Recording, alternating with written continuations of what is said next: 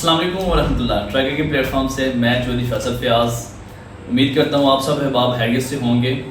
ज़मर valley के हवाले से अक्सर लोगों के सवालात होते हैं, कुछ लोग कमेंट्स करते हैं, कुछ लोग मैसेज करते हैं, कुछ लोग कॉल्स करते हैं, कुछ लोग शिकवा शिकायतें करते हैं, कुछ लोग हमें अप्रिशिएट करते हैं, कुछ लोग दुआएं देते हैं। आप सबका दिल से शुक्रिया अदा करता हूँ। साबका वीडियो में कुछ क्वेश्चन के आंसर दे चुका हूँ, जो तल्ख सवालात रह गए थे उनके सोचा इस वीडियो में आपको जवाब दिए जाएं। वीडियो शुरू करने से पहले इस हमारे चैनल को सब्सक्राइब कर लें, वीडियो को लाइक करें, शेयर करें, ताकि पिंडी इस्लामाबाद में प्रॉपर्टी के रेलिवेंट आपको इन्फॉर्मेशन मिलती रहे। ज़मर वैली के हवाले से आप लोगों के कुछ सवालात थे, जैसा कि एक भाई का सवाल था कि सीडीए का एनओसी नहीं ज़मर वैली के पास। दूसरा एक बंदे का मेरे लिए सवाल था कि जैसा कि आप लोगों को पता है कि ज़मर वैली में हमने इंस्टॉलमेंट के ऊपर एक ओवरसीज ब्लॉग शुरू किया। उसके हवाले से एक बंदे का क्वेश्चन था कि क्या हम आपको ओवरसीज ब्लॉग के हवाले से पेमेंट सेंड कर दें ऑनलाइन, तो हमें क्या प्रूफ है कि हमें प्लॉट मिलेगा। तीसरा एक बंदे का सवाल था कि ज़मर वैली का अब तक मेन गेट क्यों नहीं बन सका। एक और बंदे का सवाल था कि ज़मर वैली में प्लॉट की रीसेल होगी या नहीं होगी जो हम आपसे प्लॉट परचेज करेंगे। मैं वन बाय वन आपको हर क्वेश्चन का आंसर दूंगा। पहले सीडीए के हवाले से, इससे पहले भी मैं वीडियो बना चुका हूं, ये डिटेल वीडियो है सीडीए के हवाले से। ज़मर वैली के पास सीडीए का एनओसी नहीं। अब मेरा आप लोगों से सवाल है कि क्या किसी सोसाइटी के पास एनओसी होना जरूरी है? क्या जिस सोसाइटी के पास एनओसी नहीं वहां प्लॉट परचेज करने चाहिए? ये सबसे मेजर सवाल है। सीडीए की वेबसाइट के ऊपर 250 सोसाइटी हैं जो इलीगल हैं, और उन 250 सोसाइटी में ही घर भी बने हुए हैं, प्लाजे भी बने हुए हैं, लोग भी आबाद हैं, फैमिली भी आबाद हैं, वहाँ ब्रांड भी आ चुकी हैं, लेकिन सीडीए ने अभी तक कोई एक्शन नहीं लिया। पहला क्वेश्चन तो ये है कि इस मुल्क में हक की बात करना सबसे मुश्किल काम है। ये सीडीए ने जो अपनी वेबसाइट के ऊपर सोसाइटी के नाम दिए होते हैं, ये सिर्फ पैसा खाने के लिए दिए होते हैं। हकीकत ये है, इससे पहले मैंने कभी बात नहीं की। दूसरी बात ये है कि जिन सोसाइटी के पास एनओसी है, क्या उन सोसाइटी में लोगों को फ्रॉड नहीं हुआ? मैं एक एक करके बताता हूँ आपको। G16 जो सीडीए का ही सेक्टर है, वहां लोगों ने 2003-2005 के बेल्ट नंबर वाले प्लॉट लिए हुए हैं, अभी तक लोगों को पोजीशन नहीं मिली और ना ही मिलनी है। क्या वो सीडीए का सेक्टर नहीं? G14, G15, 3 में अभी तक लोगों को पोजीशन नहीं मिल सकी। इसके अलावा मैं कहीं आपको एनओसी अप्रूव सोसाइटी बता सकता हूं कि जिनके पास एनओसी है लेकिन अभी तक उन्होंने कोई चीज डिलीवर नहीं की, लोगों को कोई प्लॉट नहीं दिया, लोगों ने सालों साल से लोग जलील हो रहे हैं। जैसे एग्जांपल मैं देता हूं, ब्लू वर्ल्ड सिटी एक नामी गिरामी सोसाइटी है, उसके पास एनओसी नहीं, लेकिन वो पूरी पाकिस्तान में बिकी है। जितने भी ओवरसीज हैं हर घर में एक ब्लू वर्ल्ड सिटी की फाइल पड़ी हुई है। ब्लू वर्ल्ड सिटी इतनी एडवर्टाइजमेंट कर चुका है, इतनी डेवलपमेंट कर चुका है, इतने प्लाजे बना चुका है, क्या ना एनओसी होने के बावजूद वो क्यों डिलीवर हो रहा है?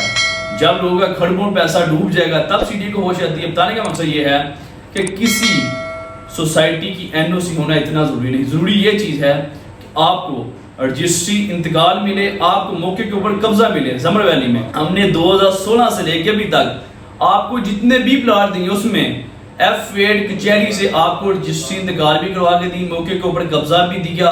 और सबसे अहम बात है, जिस बंदे ने 6 लाख का प्लॉट लिया था आज वो 35, 40, 45 लाख रुपए का प्लॉट है। जिस बंदे ने कमर्शियल प्लॉट 5 लाख मरला लिया था, इस टाइम वो 15 लाख पर मरला है। बताने का मकसद ये है कि जिस सोसाइटी में आपको रजिस्ट्री इंतकाल करवा के दी जाती है, मौके के ऊपर कब्जा दिया जाता है, इसके बाद कोई चीज नहीं बचती, जहाँ प्लाजे भी बनना शुरू हो जाए, घर भी बनना शुरू हो जाए। ये सीडीए के हवाले से ये सवाल था। दूसरा ये था जी, मुझसे किसी ने पूछा जी आपको अगर हम ऑनलाइन ओवरसीज के हवाले से डाउन पेमेंट सेंड करें तो हमें क्या प्रूफ है हमें प्लॉट मिलेगा? ये आपने बड़ा अच्छा क्वेश्चन किया है। हम ज़मर वैली में एज आ सेल्स पार्टनर काम कर रहे हैं, हम ज़मर वैली में ऑफिशियल बंदे हैं। ज़मर वैली में हमारी ज़ाती प्रॉपर्टी है, जिस जगह हमारा ऑफिस है वो हमारा ऑफिस ही 4-5 करोड़ रुपए का है। जो प्रॉपर्टी एजेंट किसी सोसाइटी के साथ ऑथोराइज होता है, अगर वो किसी क्लाइंट का पैसा खाता है, किसी क्लाइंट के साथ दो नंबरी करता है, तो सोसाइटी उसके एसेट सेल करके तो उन क्लाइंट का हर्जाना पूरा करता है। बताने का मकसद ये है कि कोई रेंट के ऊपर हो और सोसाइटी के साथ ऑथोराइज नाम भी हो, सोसाइटी का ऑफिशियल नाम भी हो, वो बंदा अगर आपके साथ फ्रॉड कर जाए तो उसकी रिकवरी करना आपको बहुत मुश्किल हो जाता है, क्योंकि उसको सोसाइटी ओन ही नहीं करती। और अल्हम्दुलिल्लाह ट्रैकर ग्रुप ऑफ मार्केटिंग हमें सोसाइटी ओन करती है।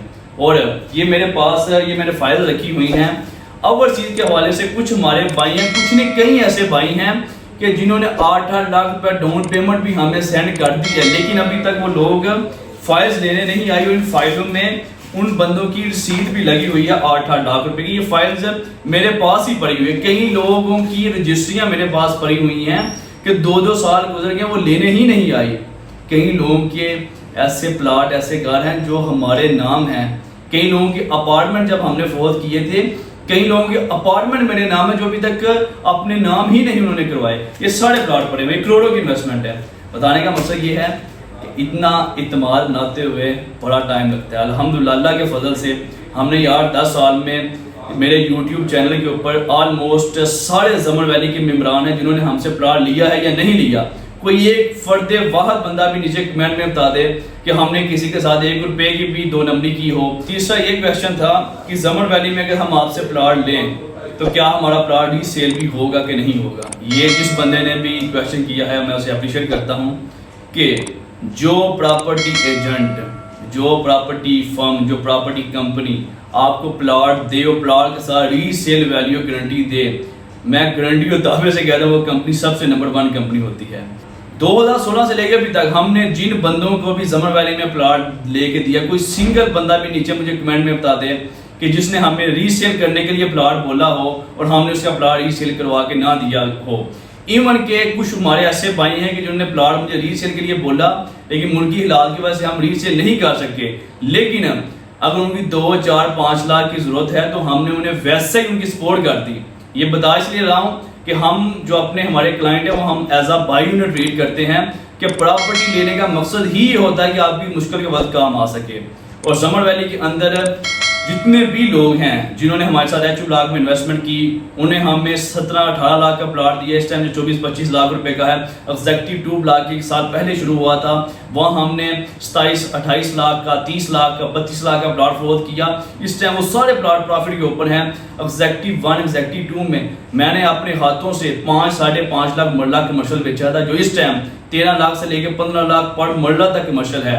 इसके अलावा बी एक्सटेंशन ब्लॉक में 26.5 लाख का जो हमने इंस्टॉलमेंट के ऊपर प्लाट फरोख्त किया था, अभी लोगों की 50% इंस्टॉलमेंट हुई है और वो प्लाट कैश के ऊपर फरोख्त होते हैं। ओवरसीज ब्लॉक हमने 27.5 लाख का फरोख्त किया था, अभी उसका 29.5 लाख रेट आ चुका है। ये वो प्लाट हैं जो आपके अभी फरोख्त होते हैं। जमर वैली के अंदर अल्हम्दुलिल्लाह हमने हर बंदे को रीसेल वैल्यू दी। हमने अपार्टमेंट फरोख्त किए 6000 पर स्क्वायर फीट रेट पे 1.5 साल पहले अपार्टमेंट फरोख्त किए थे। इस टाइम 9000 पर स्क्वायर फीट रेट पर ये कैश के ऊपर फरोख्त होते हैं। बताने का मकसद ये है कि 1.5 साल पहले जिस बंदे ने 1 बेड अपार्टमेंट 24 लाख रुपए का लिया था, इस टाइम वो 37 लाख रुपए का है। और ये 24 लाख उन्होंने उस वक्त दिए थे जब करेंसी भी अच्छे लेवल पर थी और ये पैसे उन्होंने इंस्टॉलमेंट के ऊपर दिए थे और अभी ये कैश के ऊपर ये प्रॉपर्टी फरोख्त होती है। और एक भाई का ये क्वेश्चन है कि जमर वैली का अभी तक मेन गेट क्यों नहीं बन सका। ये बड़े लोगों का मेरे साथ सवाल था, ये पहली दफ़ा जवाब दे रहा हूँ कि जमर वैली छोटी सी एक गरीबों वाली सोसाइटी थी। 2016 में हमने 40 कनाल से सोसाइटी शुरू की थी और हमें खुद भी नहीं था अंदाज़ा और सोसाइटी ओनर्स को भी नहीं था अंदाज़ा कि ये इस लेवल तक अल्लाह तरक्की देगा। लेकिन अल्लाह का फजल देखें कि 40 कनाल से शुरू होने वाली ये सोसाइटी इस टाइम 35-40 कनाल तक पहुँच चुकी है। मेन गेट अभी तक ना बनने की बेसिक ये रीज़न है कि पहले हमारा A ब्लॉक मेन इंटरेस्ट हुआ करती थी, फिर अल्लाह ने ज़मीन दी, स्विक सेंटर मेन इंटरेस्ट बन गई, फिर अल्लाह ने जमर वैली को ज़मीन दी तो सर्विस रोड वाली मेन इंटरेस्ट बन गई, फिर अल्लाह ने जमर को ज़मीन दी तो I-16 से मेन इंटरेस्ट बन गई। क्योंकि जमर वैली कोई एक कम्पैक्ट पीस नहीं था, ये टुकड़ों में बनी है।